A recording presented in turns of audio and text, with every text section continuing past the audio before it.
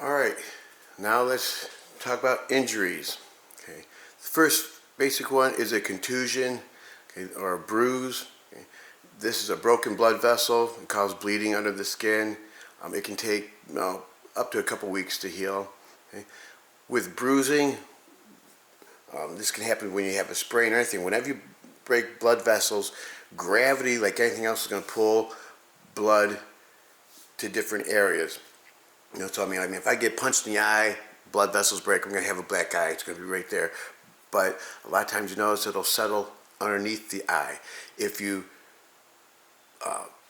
rip a calf muscle, pull a calf muscle or anything like that, you'll get bleeding, and usually the blood pulls around the top of the foot or the ankle, and that's where the bruising occurs. So when you have broken blood vessels, the bruise area doesn't always indicate where the injury occurred.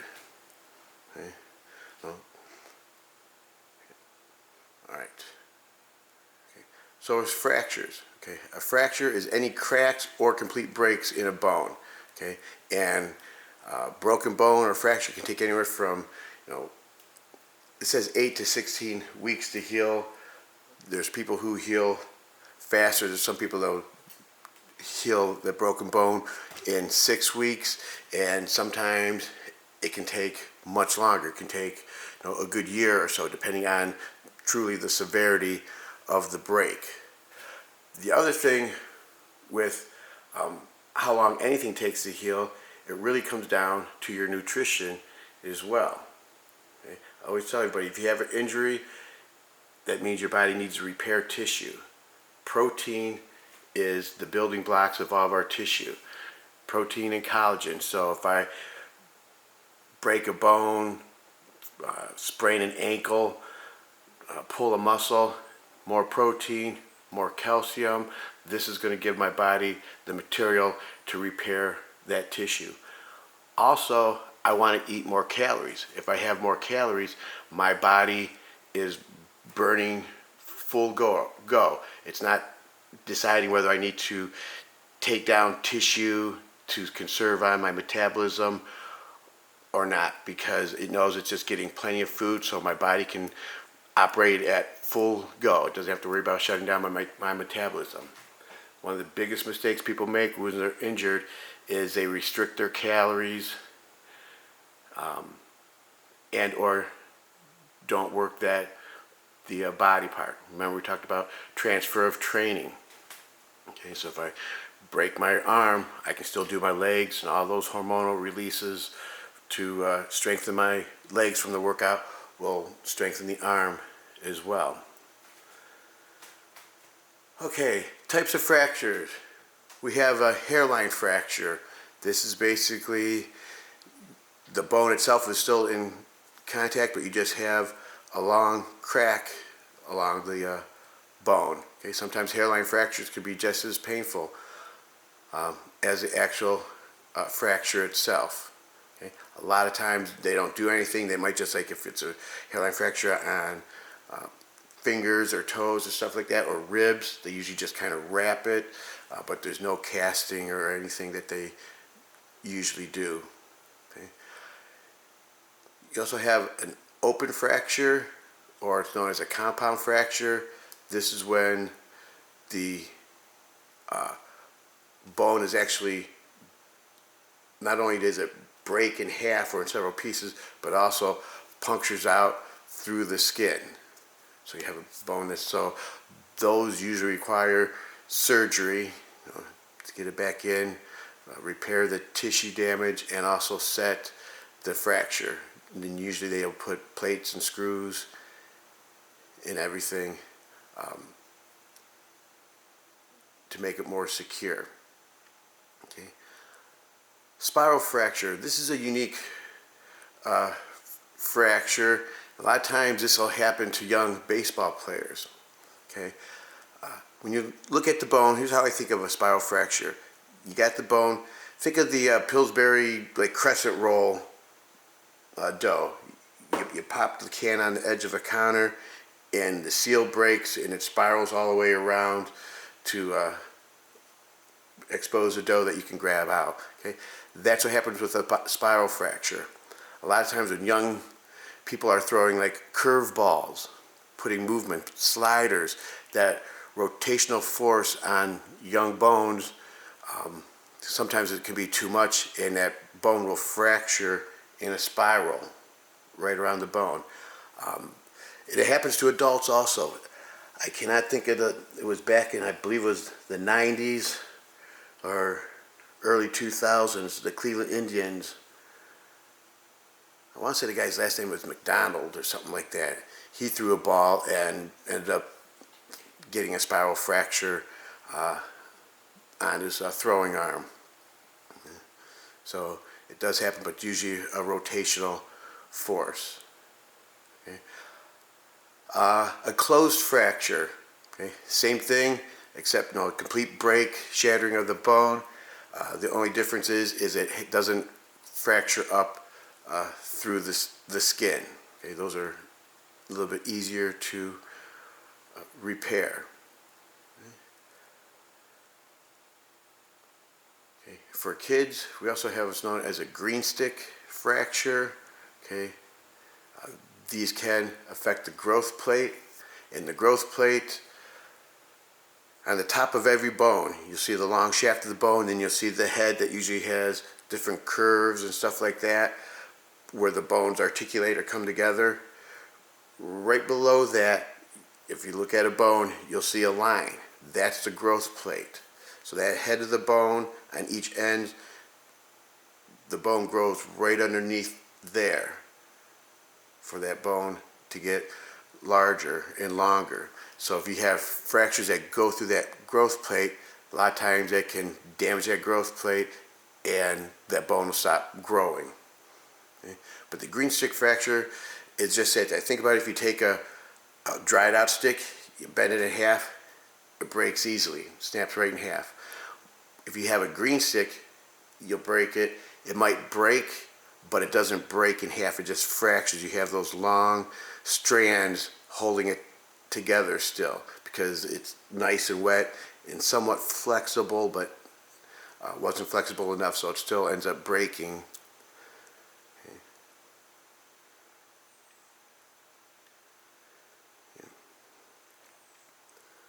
Okay, now these next ones, the next two they're real close to each other. The symptoms are the same, the treatments are totally different from each other, but the pain's the same. It's very hard to diagnose. Okay? The only way you can really diagnose is if, one, you really look hard into your activity leading up to this type of injury, and then or you do one course of treatment. If it doesn't work, then you know it's the other. Okay, so what we're talking about is tendinitis and tendinosis. Okay, tendinitis is an inflamed tendon.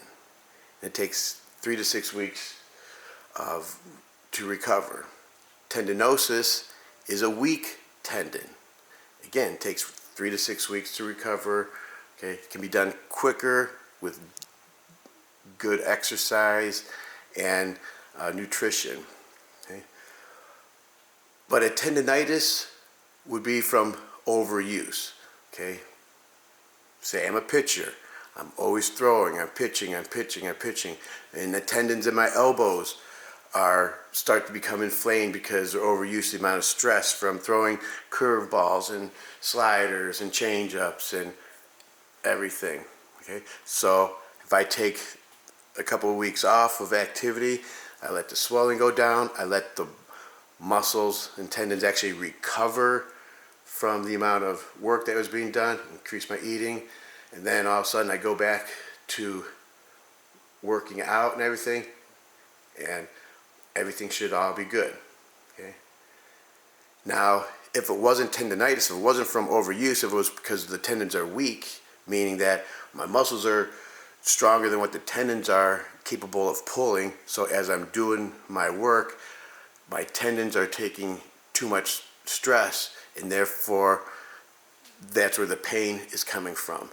So if you take 2 or 3 weeks off and then you go back to working out, and the body part, let's say we're talking about the elbow, is still in pain, then that tells me that it wasn't a tendonitis, that it was a tendinosis, that those tendons are weak, and you need to start doing movement-specific exercises to strengthen those tendons. Okay? And usually that is lightening up your weight on your exercise and letting your tendons catch up. Because what people don't realize when you're working out, muscles have direct blood flow. Okay, so any damage I do to muscle, it can recover quicker because I have a greater supply of oxygen coming to it. I have a greater supply of nutrients going to it. I have a greater supply of waste products being taken away from it. Okay, tendons have less than that, so they heal and strengthen slower. Ligaments even have less blood flow than tendons do, so they take even longer. So usually when a tendinosis occurs is a person's going up in strength too rapidly and their tendons are too weak to handle that, and you're setting yourself up for different strains and sprains later on down the road. Okay, let's talk about sprains. Okay, a sprain is a stretched ligament. Okay, and generally, once you sprain or stretch a ligament, you're going to have issues over and over again. It usually ends up becoming a recurring. The general rule is, like, once you sprain an ankle or stretch a ligament, there's like a 60% chance that you're going to do it a second time, and then a 70% chance you're going to do it a third time. It keeps going up. I'm sure we've all done it where you've sprained your ankle and you can't walk on it for a couple days and it hurts, and after a few weeks it's feeling fine, you have no issues, and all of a sudden one day you just step the wrong way and boom, your ankle twists again, just for no reason. Okay, that's because those ligaments are a little bit more stressed, so that ankle joint is a little bit more sloppy, so it's less forgiving when you step the wrong way. Okay, and it happens over and over again. Same thing with people who dislocate a shoulder. Okay, once you dislocate your shoulder, I want to say it's like a 75% chance that you're going to dislocate it a second time. And once you dislocate it a second time, it goes up to like 90% chance that you're going to dislocate it a third time. Okay? And again, I might have told you this story before, but again, we had our flag football team. We went to the Nationals. Our quarterback dislocated his shoulder earlier in the summer in an indoor tournament we were in, and we went down to Nationals. He had his shoulder in a shoulder brace and everything. All he did is he threw a bomb. Our receiver broke open down the sideline, hit him for one play touchdown. We all turned around after celebrating. We seen our quarterback hobbling up the field with his shoulder hanging down, basically by his arm, hand by his knee, because his shoulder threw his arm right out of the socket. Okay? We didn't have any other quarterback, and we got our butts kicked, and we basically just had a extended weekend vacation in Florida because we were basically 2 games and out because of that. So, okay. So again, this is all stuff you have to be aware of. Knowing it going into the game is half the battle. So you know to be prepared, and when you go into rehabbing it, you have to keep that in mind. Okay? First degree sprain, it's mild pain. It doesn't really limit your range of motion that much. It says 3 to 4 weeks, but I've seen it done in 2 to 3 weeks. And usually in a first degree sprain, if you have a good athletic trainer, you tape it right, you could go out and still play a game. I've seen people sprain their legs on a Wednesday and you still tape it up and you can still play your event on Saturday or Sunday. Okay? A second degree sprain, it's more moderate pain. You do have limited range of motion. Again, you're looking at a month and a half of recovery on that. And again, depending on the individual, depending on the sport, you might be able to play on it, but usually I wouldn't. My niece, she was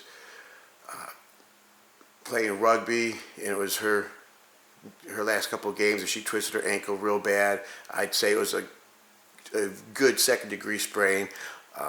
I've worked on it with massage for the week leading up to her tournament, and we taped it up real good. I use that kinetic tape. It's supposed to like hold muscles in place and help movement.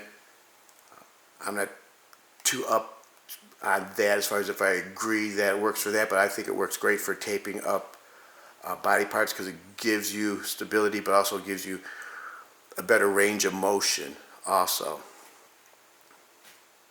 Okay. And the last one is a third-degree sprain. Okay, this is usually severe pain. This could also be a complete rip of the ligament, and this you're looking at a good 6 to 12 week recovery. And a lot of times 12 weeks, this doesn't mean you're back at 100%. Okay, this just means you're back to being able to function somewhat normally. But a lot of times, especially on third-degree sprains, it could be a good year and a half or almost 2 years. I had a complete tear of my ACL. I was 48 when I did that. I played ball the next year, and I kept playing it, but my knee didn't feel stable until a good 2 years afterwards, before it really felt good again. Now, if I would have had that surgery and done that probably when I was 28, it might not have taken that long. But again, I was doing activity and everything, but I would still have swelling, I would still have knee pain. It didn't really feel good until about like the second year.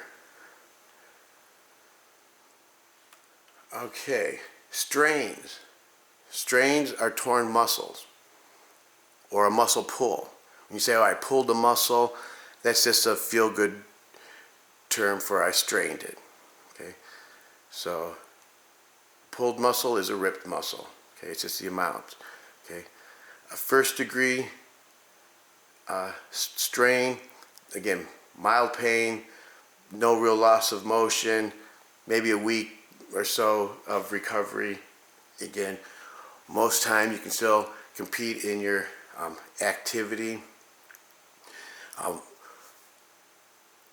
I'm a visual person. I always kind of visualize everything, and when I think of a torn muscle,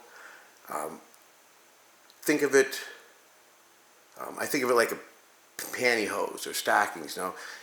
Like you get a run in it. So you have a muscle, you have a few runs in it. Those are the first-degree strains of that muscle. But no, it's still functional. It still works. Okay. A second-degree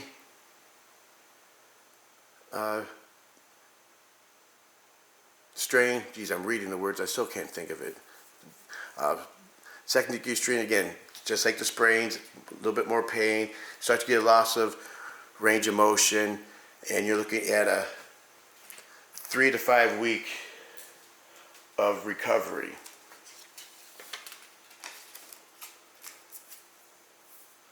Okay. So when it comes to, I'm going to make a little graph here on paper, then hold it up.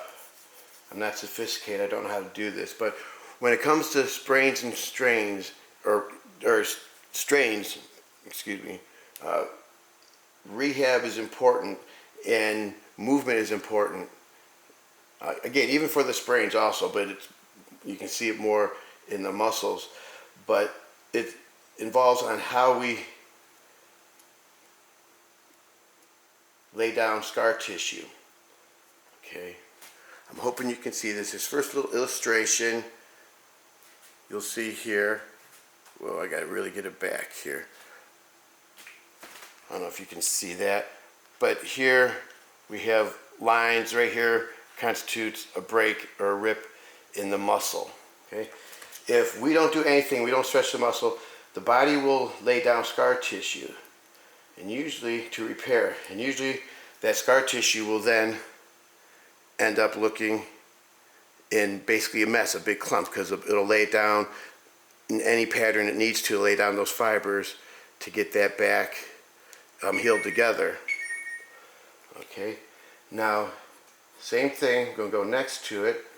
If I have the muscles, again, we have the rips in it with the break. Now if we do mild contractions with the muscle and movement, what happens is those fibers, they still get thick and they lay down, but what happens is they lay down in a more linear fashion along with the fiber, so therefore that patch ends up being a more flexible and secure patch.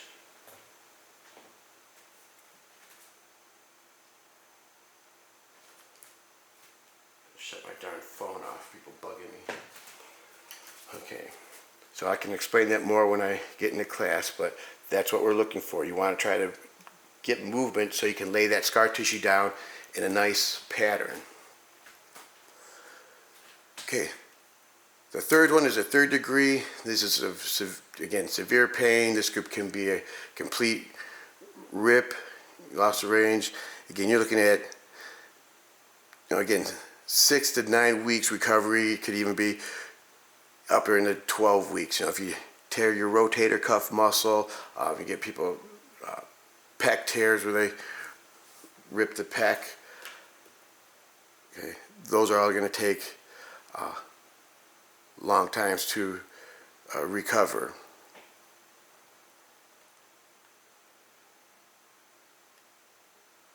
But again, you want to do movement. Okay. I never limit. I go by the pain. Okay. Whenever you're doing rehab for yourself, sprains, strains, listen to your body. Doctors always give everybody the minimum to do healing. If you want to heal fast, you need to be teetering that line between doing too much. Okay, so you want to kind of thread that needle. So what I always tell everybody, and I always ask questions, you walk in, that injured body part, give it a pain level of 1 to 10, 10 being the worst pain. If you have you tore your bicep, okay, and you're going in to the gym and that injury is a 5, okay. If I lift the weight and the first couple movements, that 5 might go up to a 5.5, but it should decrease. Okay, so as I'm working out, if my pain level never goes above a 5, then I can continue to increase weight. Okay, but if my pain level goes from a 5, then it seems to be a 6, then it seems to be a 7. Now you're injuring yourself and you're doing too much. So you have to back off. So as long as you're working out, if your pain level decreases, then you're doing the right amount of work. Okay. Right. So you might wake up the next day, you might have some next day soreness or something like that. But again, you follow that rule. If while you're working out, your pain is decreasing or staying the same, you're doing fine. Okay. Treatment. Okay, we do have our basic rest, ice, compression, and elevation. I'm going to change this a lot, okay, because not that this is totally wrong, but this isn't the only way and the best way. Okay, we mentioned the one class, ice does not speed up recovery. And what's nice, I used to always have to fight and find articles back in the day to prove this to people, but now it's easy. You just go on Google and just search, ice versus heat for recovery, and does ice help recovery, and you'll see all sorts of articles on it. Like I said, I love blood flow. That's why they call it life blood. Everything's in there. So I do things to increase the blood flow and keep blood flowing, except for those exceptions like I mentioned. You got head injury, if you're in severe pain, because the ice will numb the nerves for the pain. Okay. Rest. I just mentioned if we're constantly resting, that scar tissue just lays down in any old pattern that it wants to lay down into. So you have to have movement. And actually now, you have a heart attack, they do open heart surgery, you're up that day walking around. You already have movement. You have surgeries. They have movement right off the bat. So they're seeing now the value in movement as soon as you can after surgeries. Okay. Compression is always going to help because compression, one, can relieve pain, and two, that changes the gradient pressure inside the area. So if I say my elbow, if I change the position of my elbow or I squeeze at my elbow, that changes the pressure, and that pressure change can help drive nutrients and oxygen into the tissues. Okay, so compression like that, or it can help squeeze fluid out of the areas. Our bodies are in compartments. So I mentioned a guy who got hit in the quad and his whole leg blew up. You have a quadrant in the leg, so it didn't go beyond really that quadrant, but it was moving damaging other tissue in that area. Okay, so you can do compression and elevation. Okay. That can always help. If your hand's swollen, your feet are swollen, elevate them. It'll help return the blood back to the heart, because the squeezing of muscles is what helps move fluid. Okay, so my thing, instead of laying down and elevating, if you can, try to move that body part if at all possible, because that squeezing of the muscles will move fluid. Okay, like I mentioned past class, the inflammatory response, it acts as a brace to the area. The white blood cells come up and they eat up all the damaged tissue, and then you have other white blood cells that come in after that to rebuild the tissue. Okay, again, if you don't have all that damaged tissue removed, then the new tissue will be built on top of that, and then it's weak. It's like if part of your house burnt down, you don't want to put new lumber attached to rotten, fire damaged pieces of lumber, because then it's not going to be, the repair is not going to be stable. Okay. All right, so then we're bringing the cells that will help rebuild that tissue. Okay, the heat increases the blood flow. I necessarily don't put like a heating pad on areas. Generally, I just use the ambient temperature and movement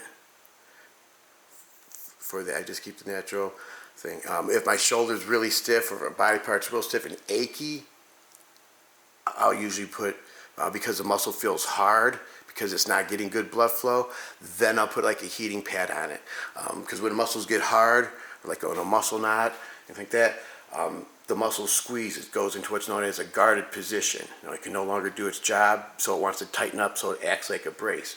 And I always tell people, you can see that by making a fist. If I make a tight fist, I can look at it, I can see areas that are white, showing that it's not getting good blood flow.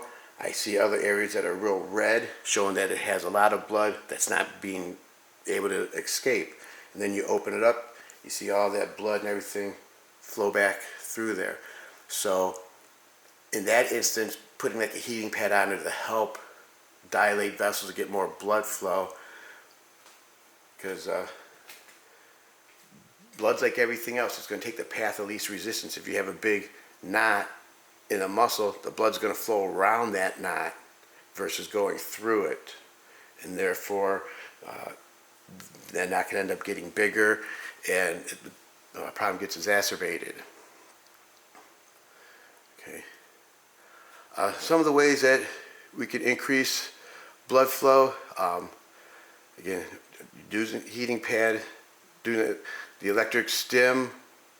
Okay, you have positive and negative feeds on an electric stim unit, and that stim will heat up the tissue.